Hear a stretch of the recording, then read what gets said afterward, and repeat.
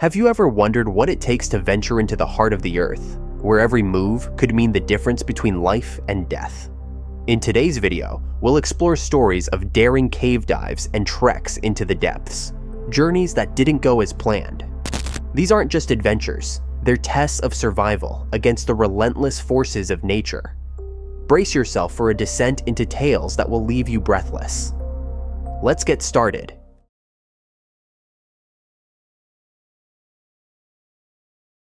Nickajack Dam, built by the Tennessee Valley Authority, is one of the many hydroelectric dams on the Tennessee River. The dam holds back the waters of Nickajack Lake, which stretches along 215 miles of shoreline, winding through the scenic Tennessee River Gorge.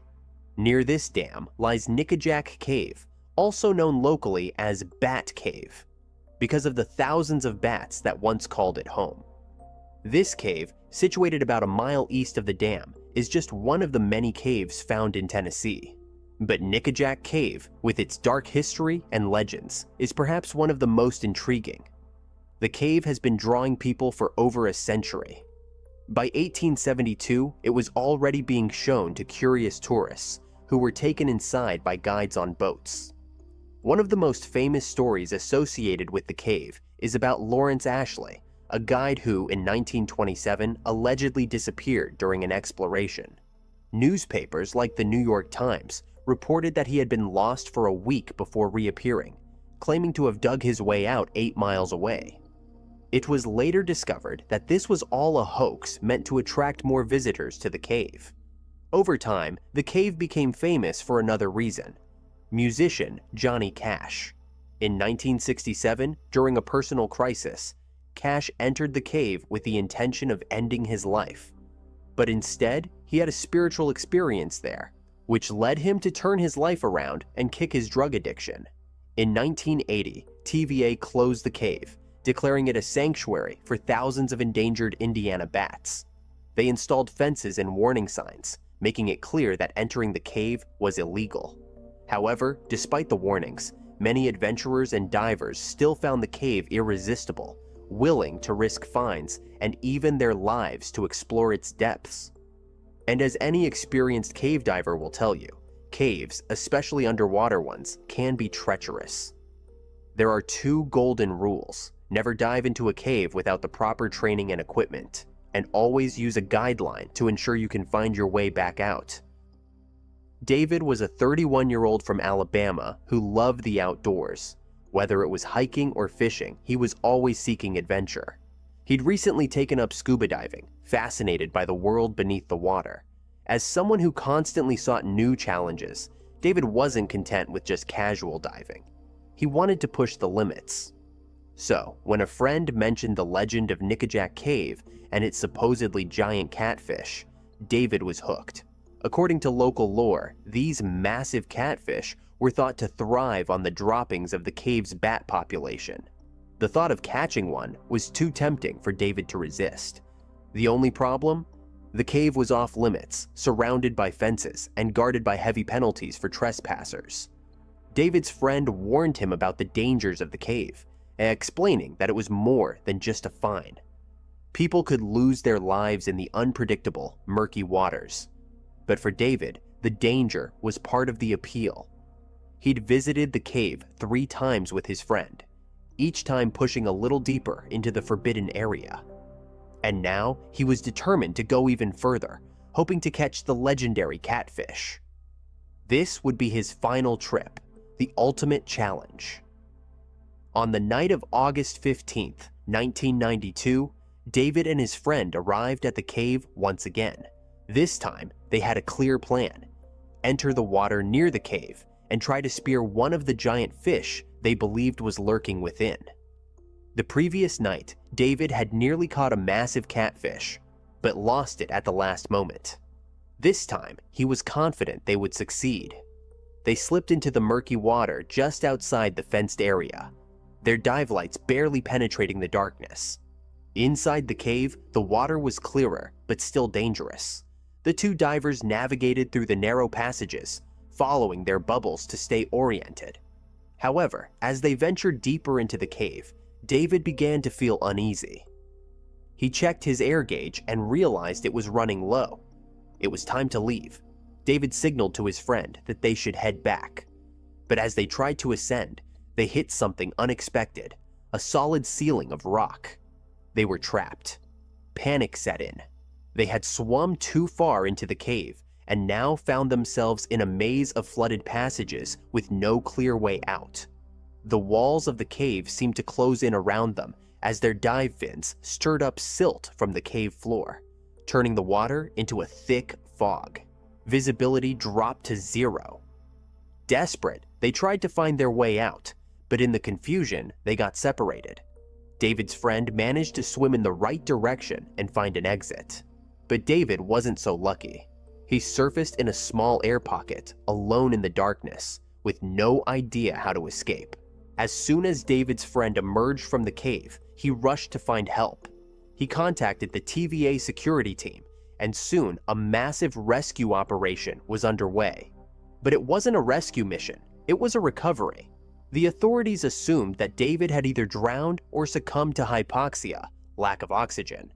If he'd been lucky enough to find an air pocket, no one believed he could still be alive after so many hours in the cave.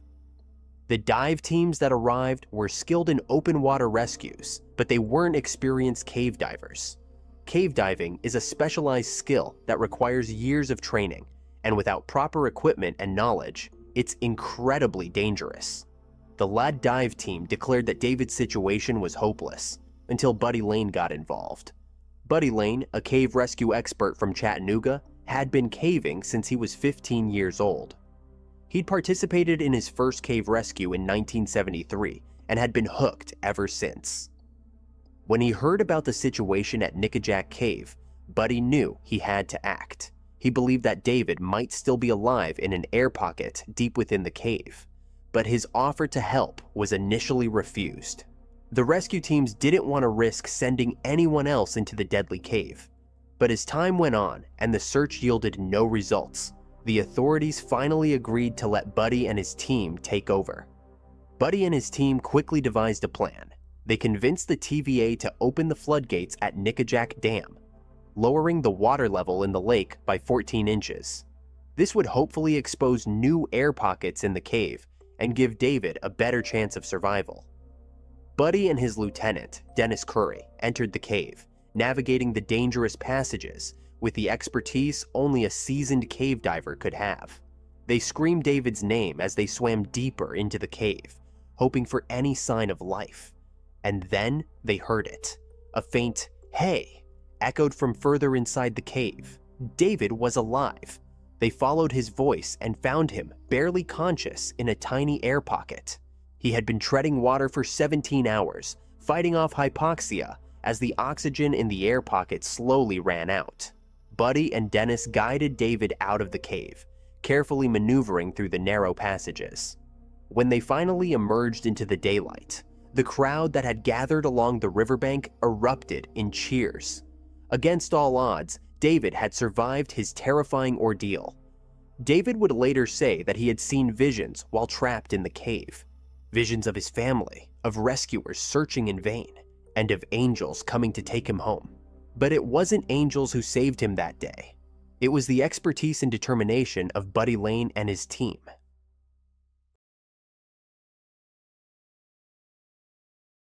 Cecilio Lopez Tercero's life revolves around pushing boundaries, and he possesses a natural talent for navigating confined spaces. As a child in Spain, Cecilio found his passion for caving, which became more than a pastime. It turned into his purpose. During his youth as an explorer, he showed no fear gliding through caves and tunnels with grace, amazing his companions. He could find his way through a cave's cramped areas, almost as if he had a sixth sense, discovering paths and concealed parts with remarkable precision. His friends saw Cecilio as a true expert in his field, charting the bends and curves of caves, where most people would feel trapped by darkness and stone. Cecilio's abilities only got better as time passed.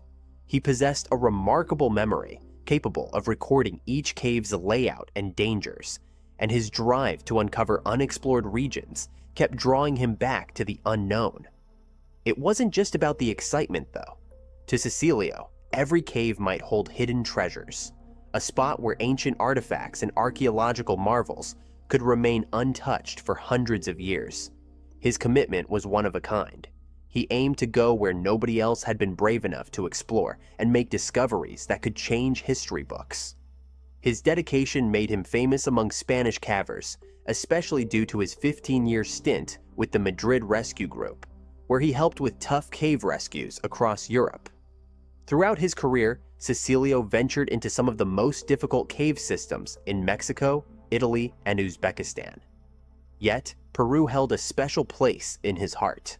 Peru's rugged, ancient lands hide many undiscovered caves, some untouched for thousands of years, offering chances for groundbreaking archaeological finds.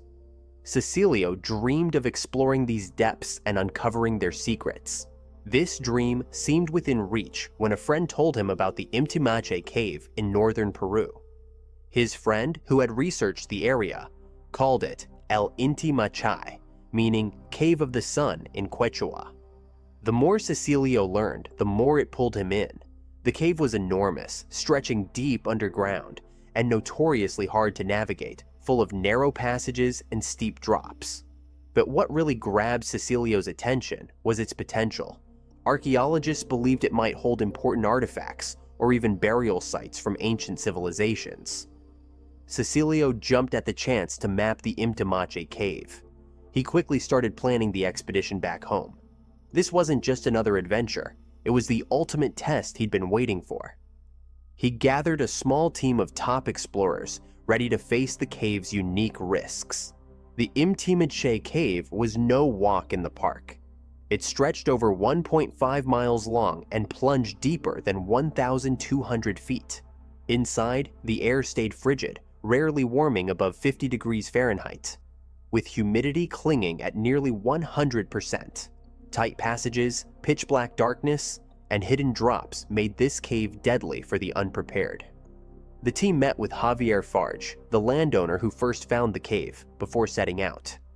Javier acted as both friend and guide, explaining the cave's dangers and possible historical value. He also gave a stark warning: any injury deep in the cave could be fatal due to its remoteness and rescue difficulties. But Javier's words didn't scare the team. They felt ready for anything. In August 2013, Cecilio's team started their first expedition. They focused on checking out already mapped areas and getting a feel for the cave's layout. They spotted hints of ancient remains, but didn't take anything back. By the end, they knew they'd only scratched the surface. Back in Spain, they carefully planned a second trip, this time bringing in experts from Italy and France. Cecilio even got backing from Peru's La Bamba Museum and the Melqui Center, which works to protect Peru's historical sites. With permits in hand, they now had access to parts of the cave usually off limits due to its sacred status among local communities. Fast forward to September 8, 2014. Cecilio's team arrived at the Nickajack Cave after a tough 20-hour drive from Lima. They set up camp near the entrance, buzzing with excitement about possible groundbreaking discoveries. For the next 10 days, they dove deeper into the cave, tackling more challenging sections each day. On September 18th, their last day, the team geared up for one final push into unexplored depths, hoping for a big discovery. The air crackled with anticipation as they prepared their gear. Headlamps checked, ropes secured, and communication devices tested. Everything had to be perfect.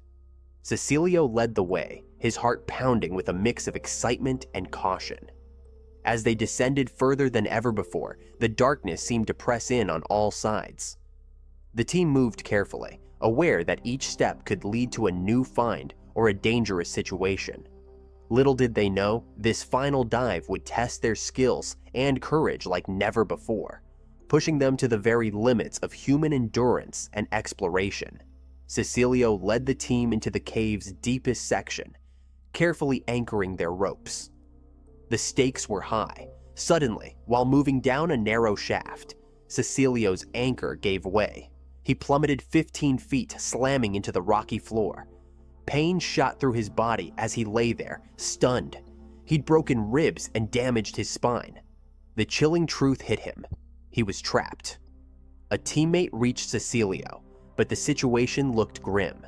Cecilio couldn't move, and help was far away. One teammate started the long climb to the surface to alert authorities, while the other stayed with Cecilio, offering support in the dark, cramped space. For 5 days, Cecilio lay still in agony, staring at the rock above. Finally, a Peruvian medical team arrived with morphine to ease his pain, but getting him out remained a huge challenge. News of Cecilio's predicament spread fast. His teammates desperately sought help, even asking the Spanish government to step in. At first, Spain hesitated, but as social media picked up the story, pressure grew. 10 of Cecilio's fellow cavers flew to Peru, determined to save their friend. Soon, volunteers poured in from Spain and other countries, all eager to help. The rescue effort was unlike any before. Experts from many countries joined forces with Peruvian authorities to plan a complex extraction. The remote location and dangerous conditions caused major problems. Food, gear, and even water were scarce and hard to get to the cave. For the next 12 days, rescuers set up a rope and pulley system to get Cecilio out. They installed anchors and built a base camp 900 feet inside the cave. The team battled rain, high altitude, and constant risk of rock slides as they prepared for the extraction. After more than 2 weeks trapped and immobile, Cecilio was finally lifted out on a special stretcher. A helicopter whisked him to a nearby medical center to start his long recovery. The rescue gripped the world's attention. It showcased the power of human determination and teamwork in the face of seemingly impossible odds. Cecilio's ordeal highlighted the risks cave explorers face and the incredible skill and bravery of rescue teams. His survival against all odds inspired many and reminded everyone of the indomitable human spirit. The Nickajack Cave, once a place of excitement and discovery, had become a battleground where life and death hung in the balance. But in the end, human resilience and the unwavering support of the caving community prevailed, bringing Cecilio back from the brink of disaster. Cecilio bounced back months later, his body scarred, but his spirit unbroken. He'd faced death in one of Earth's most treacherous caves, and lived to tell the tale. The experience changed him forever, yet his passion for exploration burns bright. He dreams of returning to the field, eager to answer the cave's siren call once more.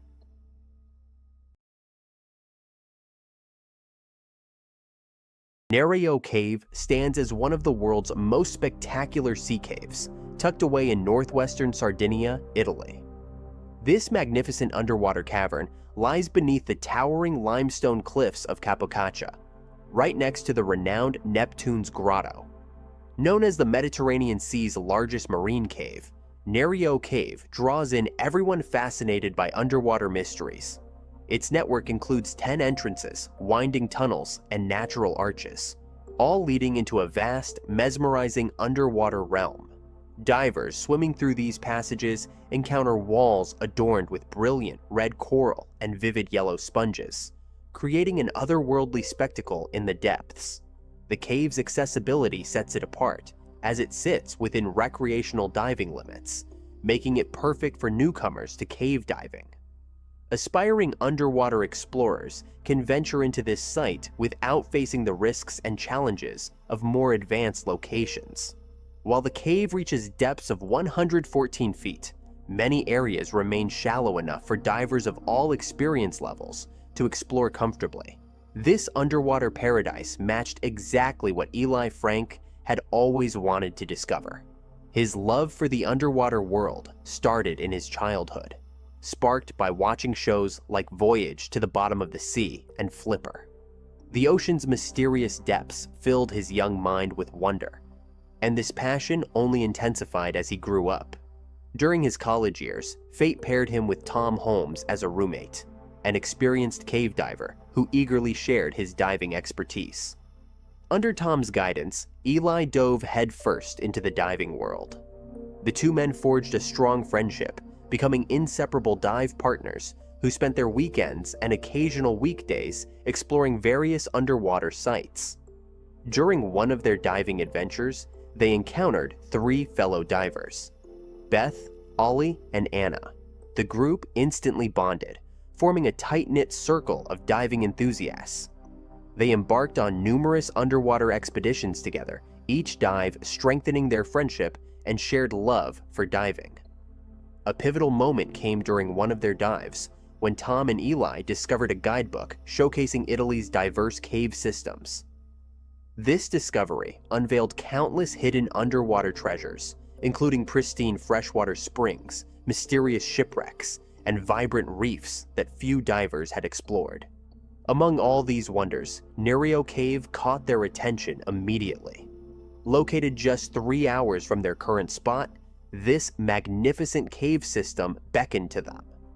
The prospect of exploring one of the Mediterranean's largest and most stunning underwater caves sparked their excitement.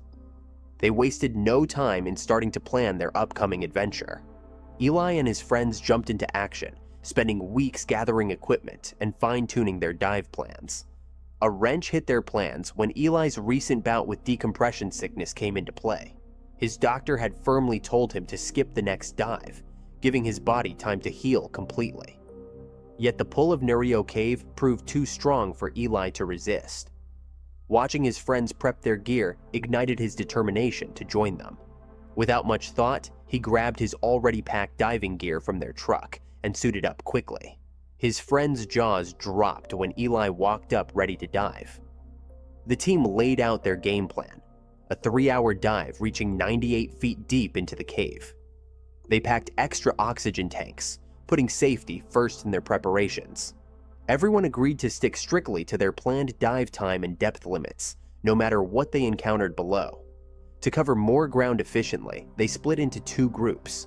Tom, Eli, and Beth formed Team A, while Ollie and Anna made up Team B.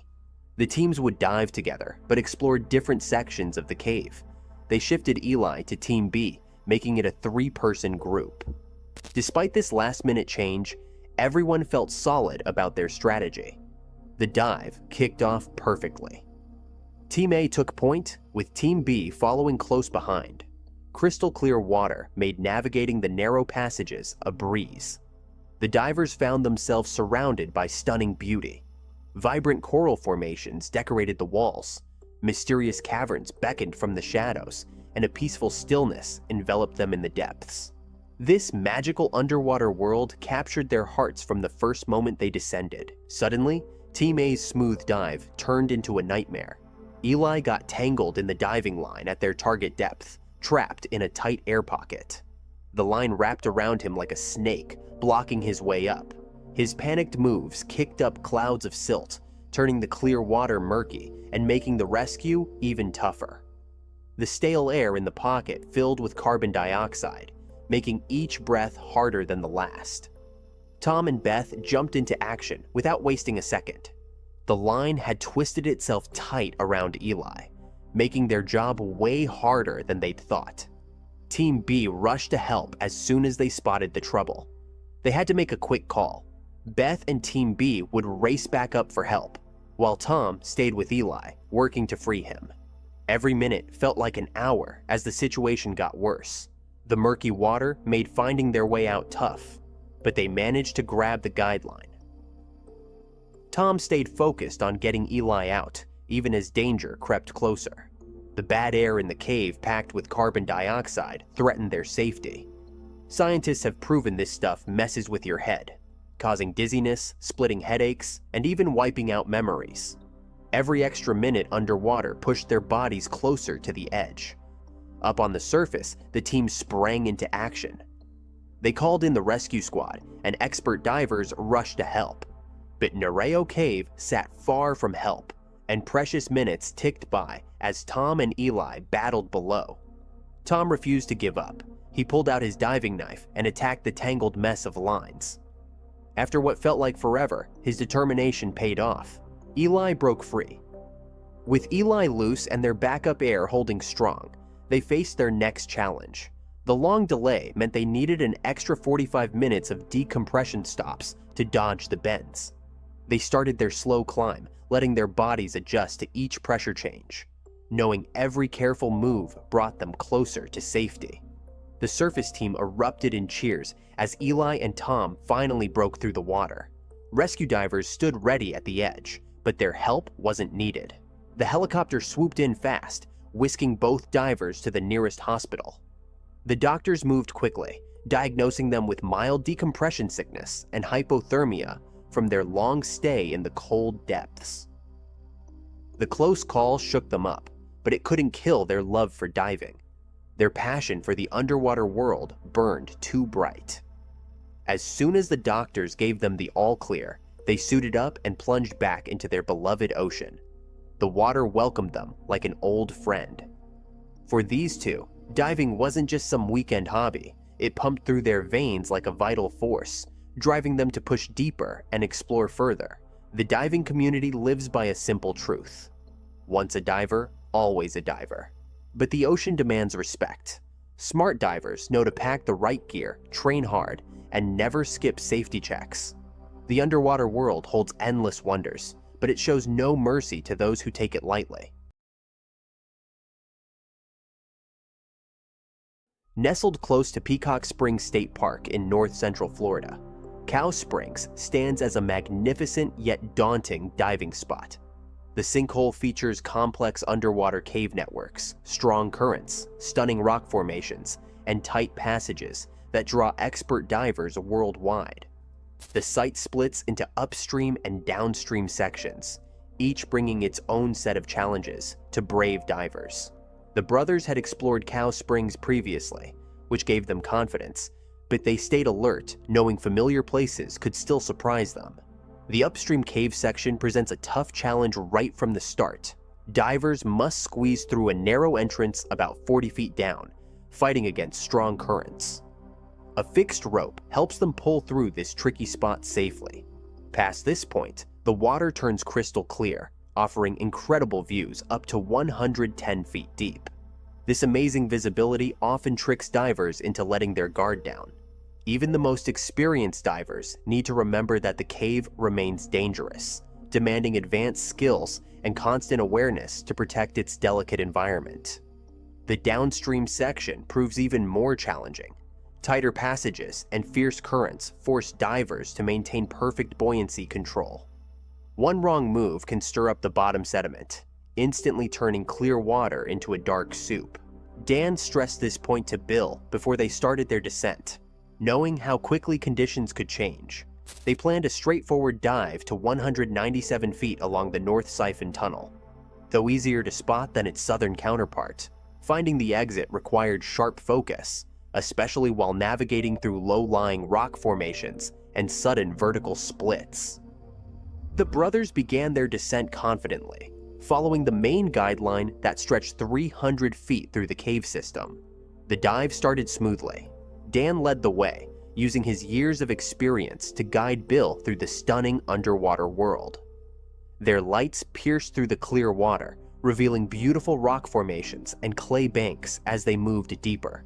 They reached their target depth of 197 feet without trouble, taking in the peaceful cave surroundings. But their return journey turned into a nightmare. They needed to switch guidelines to head back. Bill moved ahead, reaching for the line to secure himself. Suddenly, his buoyancy control device snapped loose. The force yanked him upward, slamming him into the cave ceiling. Fear gripped him as he thrashed around, trying to break free. His wild kick stirred up the bottom silt, filling the narrow tunnel with a thick cloud of darkness. Complete darkness swallowed the brothers. The clear water turned into a murky mess, blocking all visibility. Bill remained trapped, tangled in the guideline, fighting to control his breathing. Even with his diving experience, the terror of being stuck deep underwater overwhelmed him. Dan swam toward his brother to help, but the dense silt created a black wall around them. Dan lost all sense of direction in the chaos, surrounded by swirling particles that erased every reference point. Experienced divers know that panic kills faster than running out of air. Fear clouds judgment and leads to deadly mistakes. The brothers found themselves in this terrifying situation, unable to see anything around them. Their only lifeline remained the main guideline. If they could find it through the darkness, Dan faced an impossible choice: save himself or risk everything for his brother. His training screamed at him to focus on self-rescue, but his heart refused to abandon Bill. Fighting against his survival instincts, he stayed, desperately trying to reach his brother through the blinding silt. Each movement made things worse, leaving him lost in the murky water, cut off from both the guideline and any clear escape route. The cave's darkness pressed in around them, turning their peaceful dive into a fight for survival. Dan's attempts to help seemed futile, as the swirling silt trapped them both in a deadly game of blind man's bluff, with their lives hanging in the balance. The once familiar cave system had transformed into a dark maze, testing their skills, courage, and brotherhood to the absolute limit. Darkness crushed Dan like a heavy weight. The cave turned into a black hole, stealing every bit of light. He slammed into a wall, completely lost in the murky water. His survival training kicked in, forcing him to control his racing breath. He fought back the rising panic, knowing it could kill him faster than anything else. A tiny glint caught his eye, his watch reflecting the smallest bit of light. This tiny beacon gave him hope. He pressed against the cave wall, sliding his hand along the rough surface. Each move felt painfully slow, but he kept his mind focused. His air tanks showed dangerous numbers, and time slipped away fast. Bill remembered Dan's words about staying cool under pressure. Though stuck, he steadied his breathing and grabbed the guideline, following Dan's lessons step by step. Despite being new to cave diving, his mind stayed sharp as he pulled himself along the line, knowing his life depended on this one rope. Dan's heart leapt when he finally touched the main line. He gripped it tight, pulling himself through the dark water. His muscles screamed from the effort, and his lungs burned for air. But he kept moving, knowing that stopping meant death. Each pull brought him closer to the surface, closer to living another day. Dan burst through the water's surface, gulping in sweet air. His heart soared when he saw Bill already there, safe and alive. Both brothers had beaten impossible odds, using the skills they'd taught each other. They grabbed each other in a tight hug, grateful for survival and the bond that saved their lives. The cave's darkness haunted their thoughts for days afterward. The dive showed them just how dangerous their sport could be, hammering home the importance of proper training and keeping cool heads. The Cow Springs dive changed them forever. It tested their limits, their brotherhood, and their will to live. They discovered that their strongest lifeline wasn't the ropes or gear. It was their trust in each other and their determination to survive the dark depths together. On November 14, 2018, two skilled German divers geared up for an exciting cave dive at Cenote Calimba, Mexico. They arrived at 10:30 a.m., ready to explore part of the famous Sistema Sac Acton. This massive underground river system in the Yucatan Peninsula stretches over 229 miles, making it the world's longest. It flows into the Caribbean Sea and boasts countless cenotes, natural openings to a vast network of water-filled tunnels. Cave diving enthusiasts flock to this Mexican hotspot. Cenote Calimba, one of many entrances to this sprawling system, averages just 33 feet deep. Its crystal clear waters and winding passages draw divers from all over. But on this day, what began as a thrilling adventure would soon turn dark. As the German pair, Team 1, prepped their gear, they met three other diving groups, Teams 2, 3, and 4. Each team had their own plans for the day. Teams 2 and 3 aimed to explore the left passage toward Box Chen, a popular route. Team 4 planned to take the bypass to Cenote Pabalani, requiring several right turns at key points. Team 1, however, set their sights on deeper, more remote parts of the cave. Both Team 1 divers brought years of experience. The first diver had been cave diving since 2012, logging 150 to 200 cave dives. He'd visited Mexico many times to explore these intricate systems. The second diver, though newer to the scene, earned his full cave certification in 2015 and shared the same passion. This marked only his second trip to Mexico, but he'd already made waves in the diving world. At 10:45 a.m., Team 1 entered the cave system, following their planned route. About 15 minutes in, they clipped their stage tanks, extra air for extended dives, to a line. These tanks would prove crucial for their exit, ensuring enough air to return safely. For now, they left the tanks behind and pushed deeper into the maze of underwater tunnels. The air buzzed with excitement as the divers descended into the unknown. The cave's eerie silence enveloped them, broken only by the sound of their own breathing. Beams of light from their torches cut through the darkness, revealing stunning rock formations and hidden passages. As they ventured further, the thrill of discovery mixed with a growing sense of isolation. Little did they know, their carefully planned dive was about to take an unexpected and perilous turn. Team 2 followed Team 1 into the cave. They spotted Team 1's stage tanks and exit markers, called cookies, pointing back to Kalimba. These plastic discs, used by cave divers, show the way out. Team 2 felt reassured and continued their dive to Box Chen. An hour after Team 1 entered, Team 2 surfaced without problems. But something seemed off. Team 1 hadn't come up yet. They should have finished by now. Worried, a Team 2 member checked Gran Cenote, another exit, thinking Team 1 might have changed plans. No luck at Gran Cenote. The diver rushed back to Kalimba, hoping to find Team 1 there. Still no sign of the Germans. A bad feeling crept in. Something was wrong. It was now 2:30 p.m., almost 4 hours since Team 1 started their dive. Panic spread among the divers at the site. Time was running out for survival in this situation. A diver raced to a nearby shop to sound the alarm. 2 divers were missing in Sistema Sac Acton. Jeff Clark, a respected local diver, arrived first at Kalimba to check things out. After confirming the Germans were missing, Jeff quickly called other experienced divers to start a search and rescue. Kim Davidson and Johan Isaacson, fresh from a dive at Mayan Blue Cenote in Tulum, answered the call. The divers knew they had to act fast, but a sense of dread was growing. By now, they feared this might not be a rescue mission anymore, but a body recovery. The chances of finding the missing divers alive after so long were slim.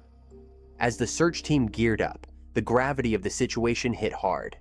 The once exciting cave system now felt ominous and unforgiving. The crystal clear waters that had beckoned explorers earlier now hid a potentially tragic secret. The local diving community sprang into action. Word spread quickly, and more divers volunteered to help.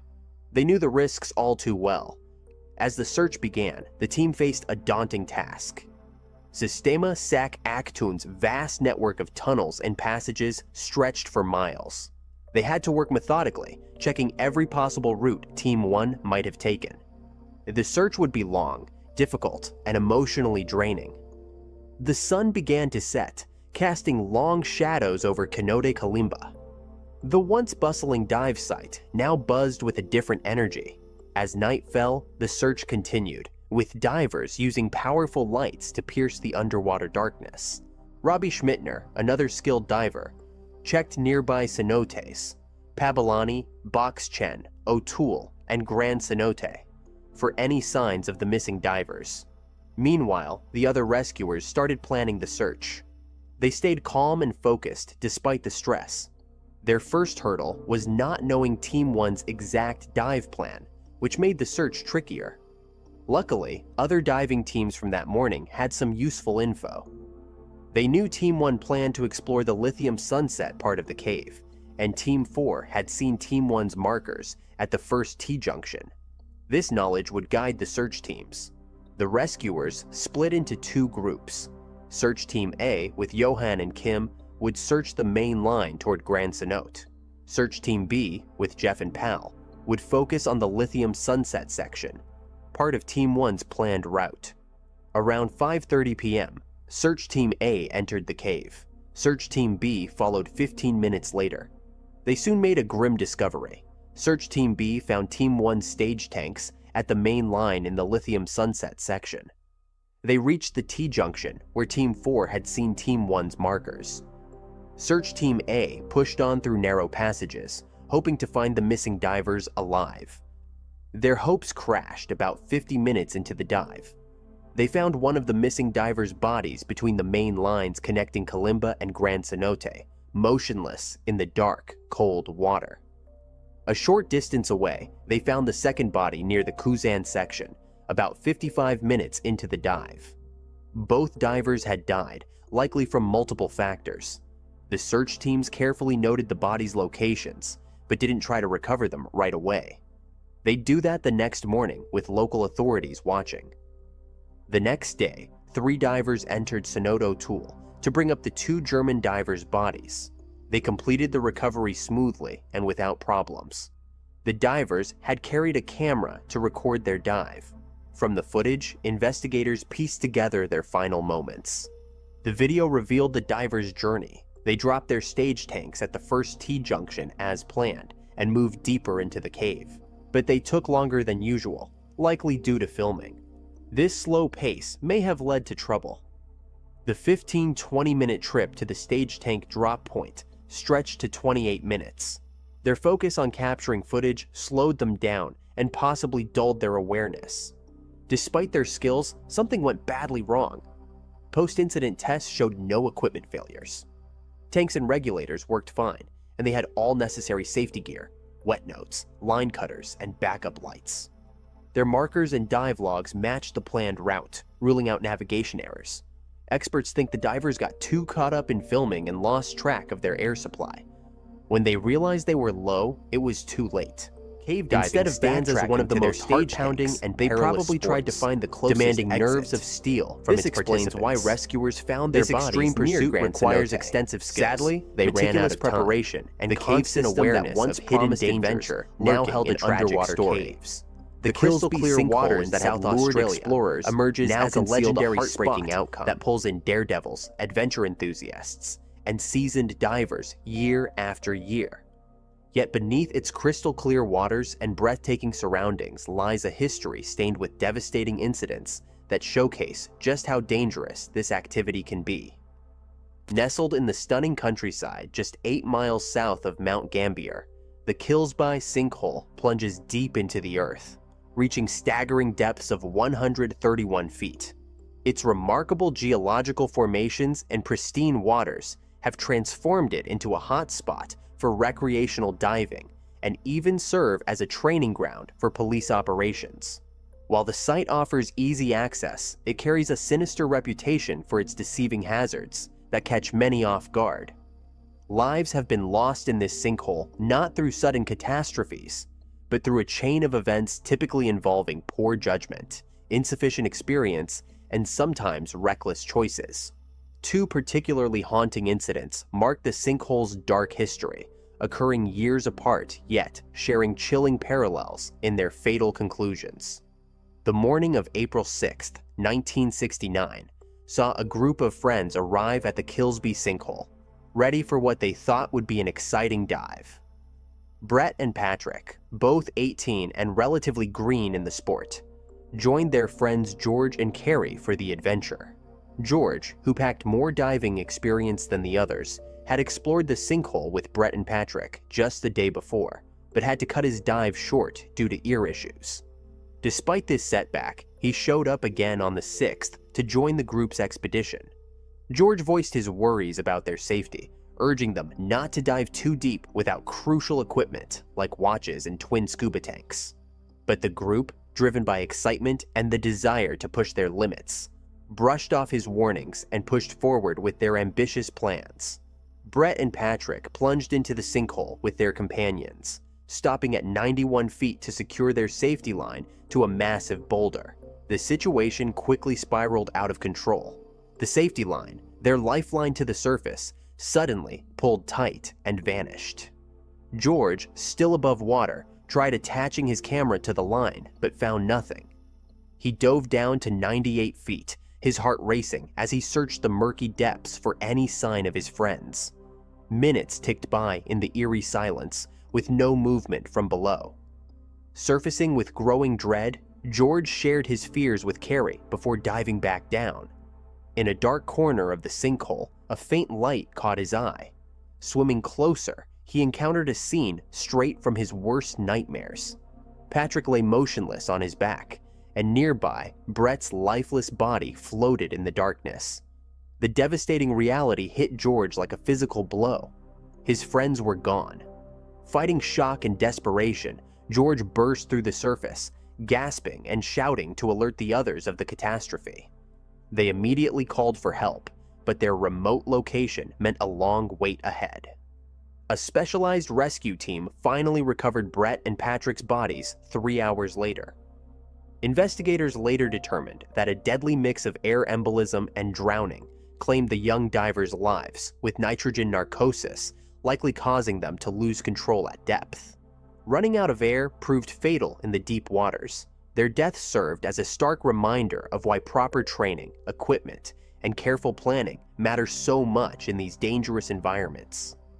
Years later, on March 13, 2010, the sinkhole claimed another life. Dr. Robert McAllister, an experienced diver and respected healthcare professional. McAllister knew the Kilsby sinkhole inside out, having explored its depths countless times over the years. His reputation in the diving community centered on his unwavering commitment to safety protocols and careful equipment maintenance. With extensive experience navigating the sinkhole's complex underwater terrain, he embodied the qualities of a skilled cave diver. His frequent trips to Mount Gambier reflected his deep passion for exploring these underwater caverns. The deaths of Brett, Patrick, and later, Dr. McAllister highlighted the sinkhole's unforgiving nature. Despite different experience levels and years between incidents, the deadly waters claimed them all. These tragedies reinforced the critical message that even the most prepared divers face serious risks in these treacherous underwater caves. On that fateful day, Robert dove with his regular companion, who lacked his extensive experience. They plunged deep into the sinkhole, reaching 104 feet when disaster struck. Robert started struggling to breathe, his movements becoming erratic. His friend noticed the distress signals and moved closer to help, but Robert's panic took over. He clawed at his mask and mouthpiece, desperately reaching for his friend's equipment in what seemed like a frenzied attempt to find air. The situation turned chaotic as Robert's behavior grew more aggressive. He yanked at his friend's mask and gear, making any rescue attempt impossible. The friend watched helplessly as Robert's condition deteriorated rapidly. Knowing the extreme depth made standard rescue procedures incredibly risky. Terror gripped both divers as the situation spiraled out of control in the dark waters. Robert's friend surfaced alone, gasping and trembling. Emergency teams rushed to the scene while medical staff treated him for severe shock.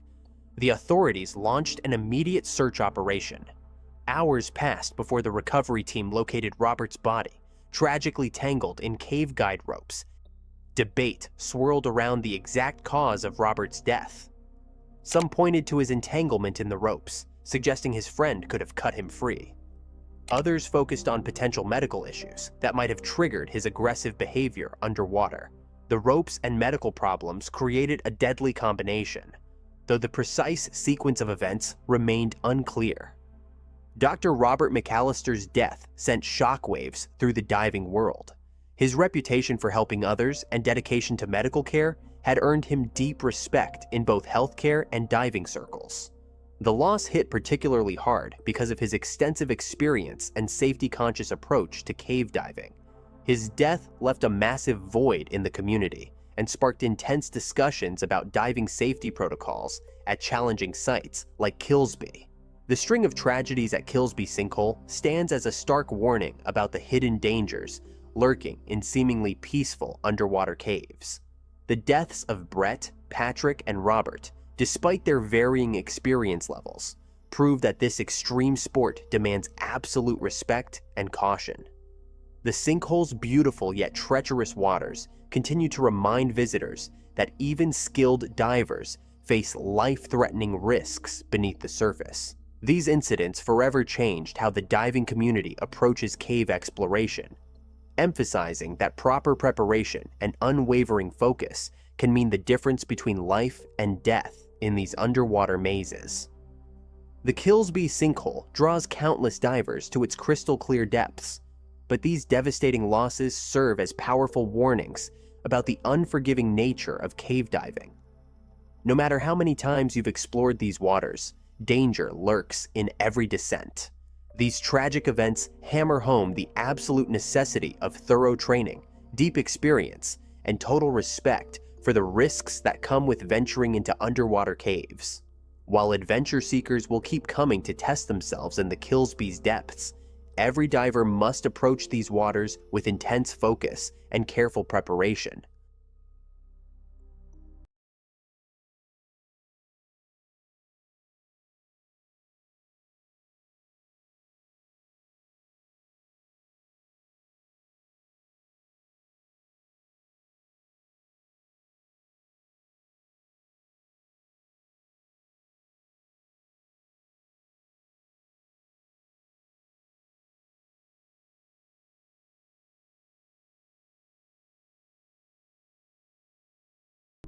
It was a scorching hot summer day in 1978, and three adventurous friends were about to embark on what they thought would be the experience of a lifetime.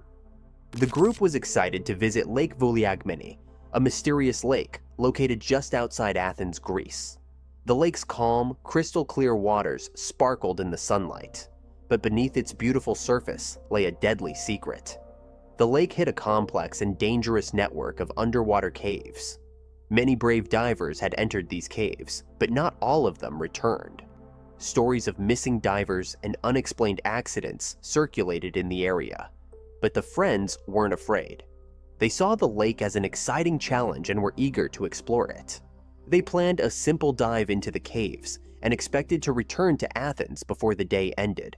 What they didn't know was that this adventure would lead to a tragedy that would never be forgotten.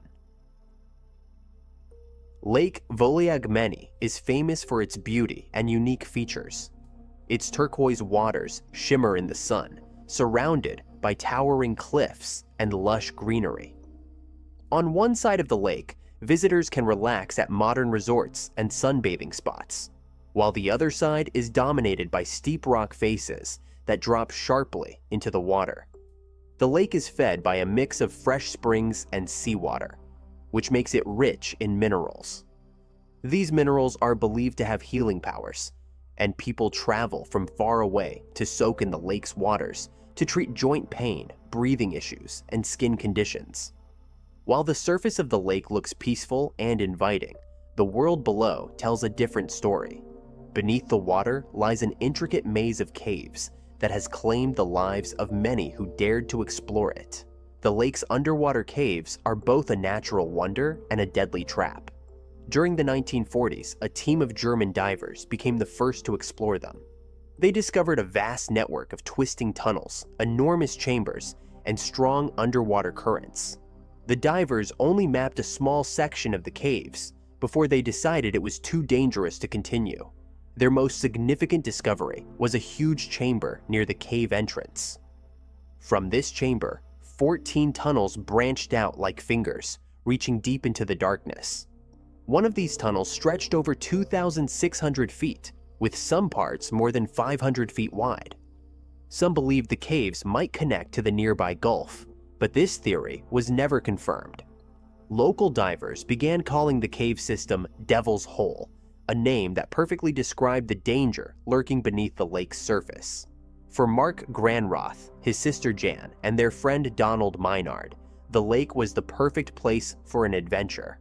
Mark, who was visiting from California, was an outdoors enthusiast. He loved activities like hiking, cycling, and diving. His sister Jan, who served in the US Air Force, shared his adventurous spirit and was always up for a challenge.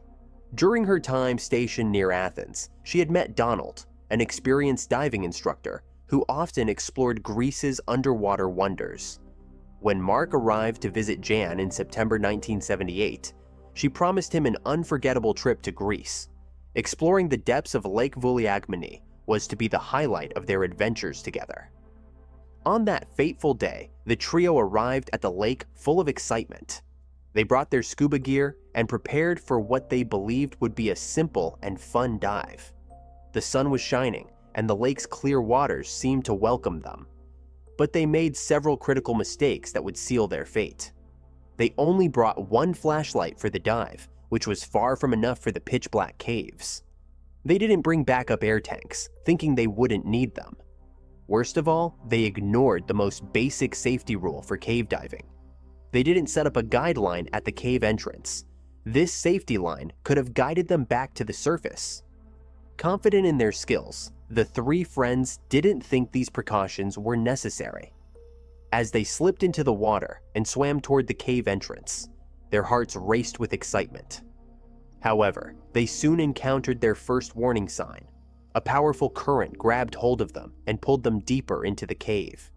This current was a hint of the cave's connection to the Gulf's strong tides. Inside the cave, they entered an otherworldly landscape. Giant chimney-like formations rose around them, and the walls sparkled with minerals. The friends swam through narrow tunnels and enormous chambers, marveling at the beauty of their surroundings. For a while, everything seemed perfect, and they were completely unaware of the danger closing in around them. As they moved deeper into the cave, they unknowingly stirred up silt from the cave floor. The water, once clear, turned into a murky cloud that surrounded them and blocked their vision. The group's single flashlight was no match for the thick darkness. Disoriented and scared, they realized they were lost. They had no idea which way led back to safety. Without a guideline to guide them, the cave turned into a maze. To make matters worse, the deep water started affecting their minds. Nitrogen narcosis, a condition caused by breathing compressed air at depth, clouded their judgment and made them feel confused. As their air tanks began to empty, the three friends were trapped in a terrifying battle for survival. When the divers failed to resurface, others at the lake quickly raised the alarm. Rescue teams arrived and began searching the lake and the cave entrance. Divers explored the area for hours, but there were no signs of the missing group. They didn't find any equipment, air bubbles, or clues that could point to their location. To track the underwater currents, the rescue team released dye into the cave water. They hoped the dye would show where the current might have carried the divers. However, the strong currents scattered the dye, leaving the team with no leads. The search operation grew larger as time passed. Elite divers from Greek and American naval forces joined the effort, risking their lives to search the treacherous caves. The conditions were extremely dangerous. One diver was nearly pulled deeper into the cave system by a powerful current. Despite their best efforts, the search teams found nothing. After several days of fruitless searching, the rescue operation was called off. The three friends were declared dead, their bodies lost forever in the dark depths of Lake Vouliagmeni. The tragedy deeply affected the Granroth family. Mark and Jan's father, Russell, flew to Greece to ensure everything possible had been done to find his children. Back in California, their mother, Fran, struggled to accept what had happened. She suspected there might be more to the story. She wondered if Jan's work with the Air Force could have played a role, or if there was some other hidden truth. However, no evidence ever surfaced to support these theories, and the case was officially ruled a tragic diving accident. The disappearance of Mark, Jan, and Donald remains one of Lake Vouliagmeni's most haunting mysteries. To this day, the lake and its caves continue to attract divers, drawn by their beauty and mystery. However, the danger remains ever present. For the Granroth family, the loss is a wound that never fully heals. They are left with unanswered questions, and the painful knowledge that the truth lies hidden in the lake's dark, silent depths, sealed away in the endless maze of underwater tunnels.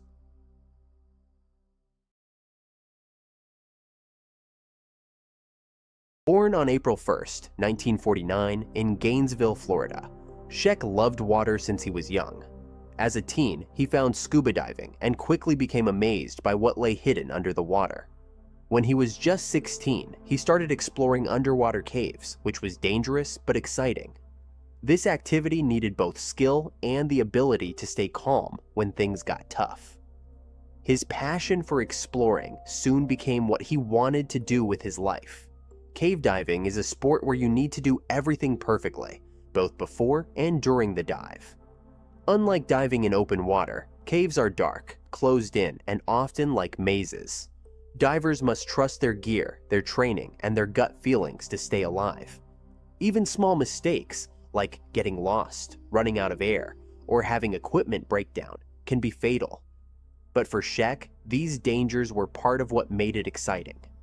He worked for many years to make his methods better, create safety rules, and even make new equipment to improve the sport. His work helped make cave diving what it is today, and other divers saw him as a legend. Sheck did many amazing things in his career. He was the first person to dive deeper than 800 feet, 244 meters, a depth that most people wouldn't even think about trying. He could do this because his body handled nitrogen narcosis better than most. This is something that makes divers confused when they go very deep. While others might start seeing things or get mixed up, Sheck stayed clear-headed, which let him explore places no one else could. Even though he did dangerous things, Sheck was also someone who taught others. He wrote books like Basic Cave Diving, A Blueprint for Survival, and Caverns Measureless to Man, which divers still use today to learn. His books talked a lot about being prepared, thinking about risks, and following safety rules. He also created new gear like the Octopus, a backup breathing system that lets divers share air in emergencies, which is still saving lives today. By 1973, people outside of diving knew about Sheck too. That year, he joined a research project in the Bahamas, where he lived underwater for 8 days in Hydrolab, a special underwater house made for science studies. This showed everyone how well he could handle extreme situations and proved he was truly a pioneer. Though Sheck was very successful, he knew the dangers of cave diving well. He lost many friends to diving accidents over the years. These sad events made him work even harder to make cave diving safer. Still, Sheck knew that diving would always be risky. He accepted this, driven by his strong desire to discover new things. Zacuton was a really tough challenge for Sheck. This huge sinkhole was part of a group of water-filled holes and caves, made when limestone rock fell in. Its straight-down walls went into what looked like a never-ending pit, filled with water that was clear but dark at the same time. For many years, scientists and divers wanted to know how deep it went. In 1994, Sheck and his friend Jim Bowden decided to dive into Zacuton, pushing themselves harder than ever before. They planned everything very carefully. Both divers carried several tanks filled with trimix, a special mix of oxygen, helium, and nitrogen that helps divers think clearly when they go deep. They also put extra tanks at different depths for their way back up. Sheck and Jim used different ropes to go down, which was safer because they wouldn't get tangled up and could dive on their own. On April 6th, the dive started well. When Sheck got to 290 feet down, he left one of his tanks there to use later when coming back up. Jim, who was diving behind him, switched to a smaller backup tank. Even though the water was cold and dark, both men stayed focused as they went down quickly to reach their goal. When they got about 800 feet down, the heavy pressure started causing problems. Jim saw Sheck's light moving faster than it should, which was strange because Sheck was known for being very careful.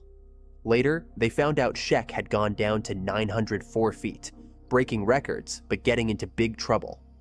Going that deep causes lots of problems for divers. The huge pressure can make people shake, get confused, and make bad choices. Doctors call this high-pressure nervous syndrome, HPNS. Experts think Sheck started having these problems as he went down.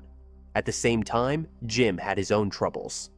His breathing equipment broke, and he had to open and close the air valve by hand for each breath. Jim knew this was dangerous, so he decided to stop going down and start heading back up. As Jim went up, he looked for Sheck but couldn't find him. Not seeing any bubbles from Sheck's breathing was very worrying. Up on the surface, everyone was getting more and more worried, including Sheck's wife, Mary Ellen, and Jim's wife, Kristovich. Hours went by with no sign of Sheck.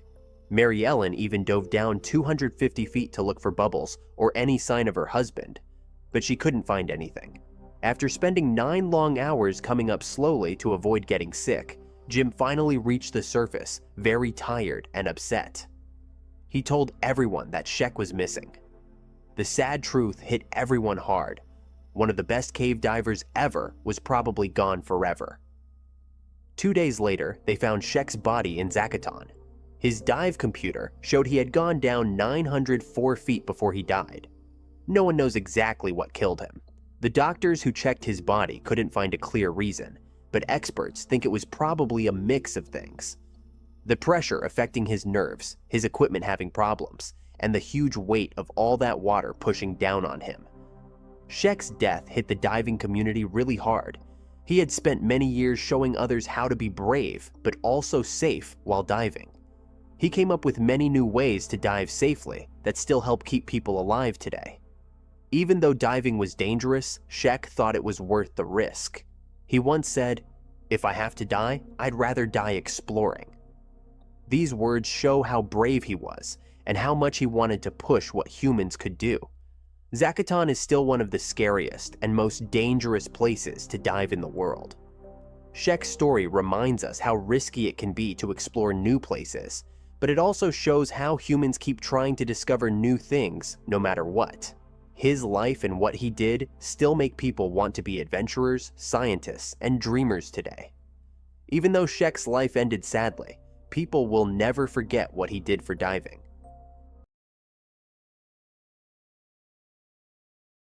This final adventure began on a brisk Saturday morning with Donald and his boys, Christopher and Roger, filled with anticipation. The Crooked Swamp cave system had always intrigued Donald, with its complex network of passages and chambers, each one offering a new challenge. Donald and his 2 boys were leading a scout group. The group members were excited too, though some were visibly nervous about the day ahead. However, Donald was not experiencing his first trip. He had always enjoyed leading the scout into many different mysterious caves. Besides Donald, another scoutmaster joined the trip. The group of 12 boys was a mix of eager and nervous scouts, each ready to face the claustrophobic conditions of the cave. As they gathered at the cave entrance, Donald and Jim laid down the ground rules once more. Safety was paramount.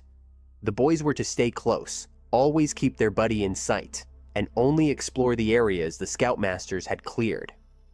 The entrance to Crooked Swamp Cave was almost hidden.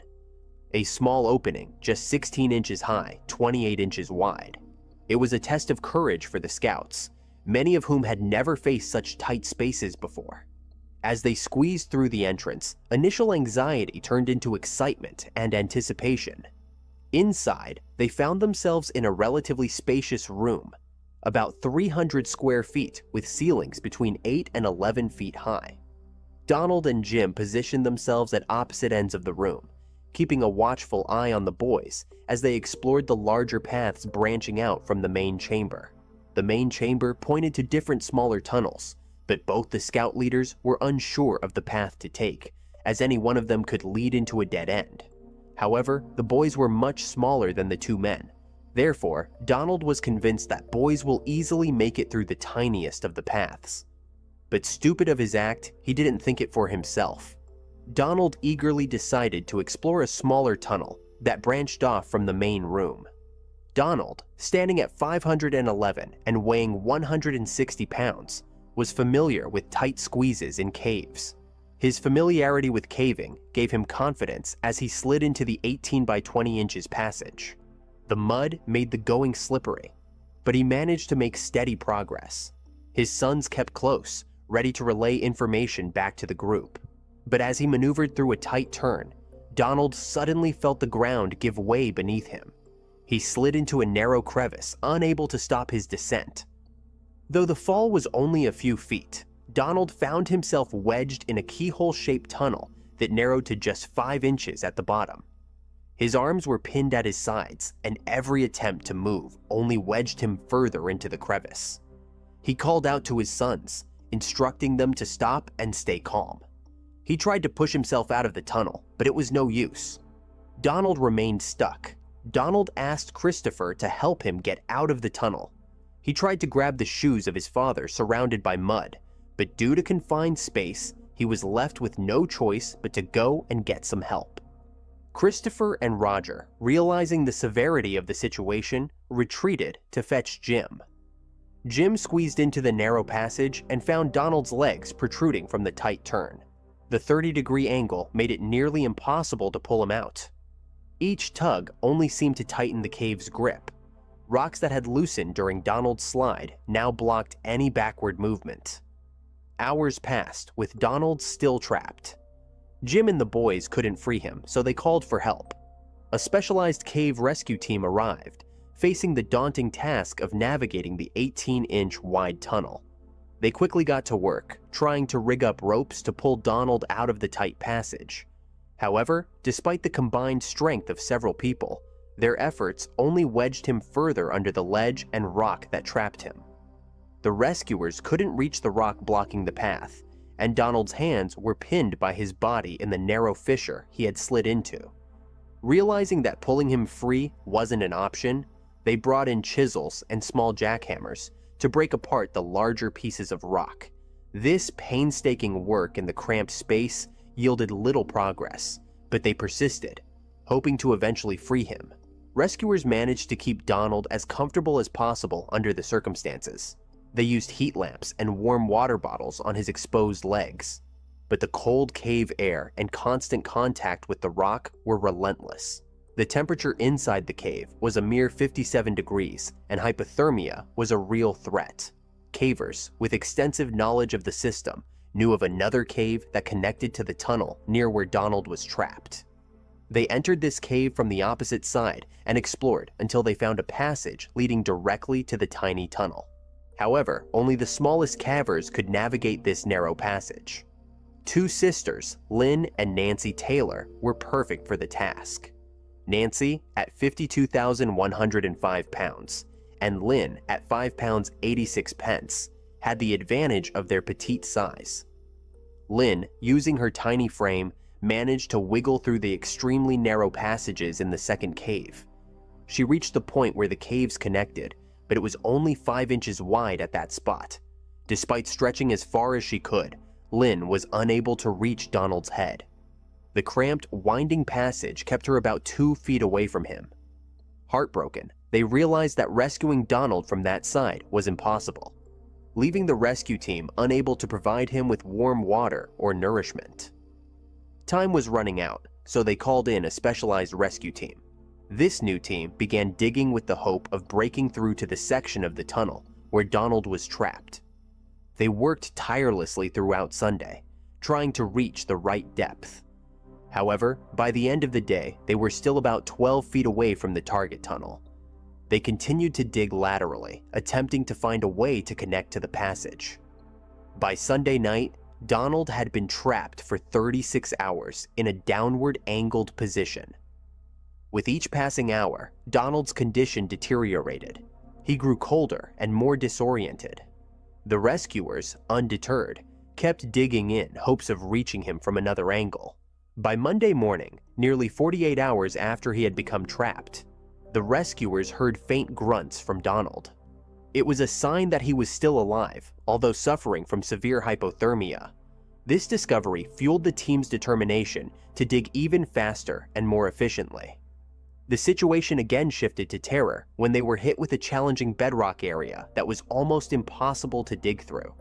With nearly 2 days of entrapment, no food, no water, and the relentless cold, the rescuers began to fear for Donald's survival. The nurse used a Doppler machine and EKG to check for signs of life, but found no pulse in Donald's legs. Despite this, the team continued their efforts, refusing to give up hope. They resorted to using dynamite, a risky but necessary measure. Finally, on Tuesday morning, after nearly 72 hours, a doctor reached Donald and confirmed the worst. He had succumbed to hypothermia and exposure. The heroic efforts of the rescue team had not been enough. The nature of the accident and the cave's unforgiving terrain had sealed Donald's fate. Recovering Donald's body was a grueling task that took another day. The tight passages and jagged rocks made it a challenging operation, but the team persisted. Donald's death left a profound impact on everyone involved. The Crooked Swamp cave system was locked for limited access, with entry restricted to experienced cavers who were members of recognized organizations. This urge of adventure reminds us about a similar incident that took place in history. Ignoring all caution, one man, driven by a thirst for discovery, ventured into an uncharted passage that turned their fun camping trip into a chilling nightmare.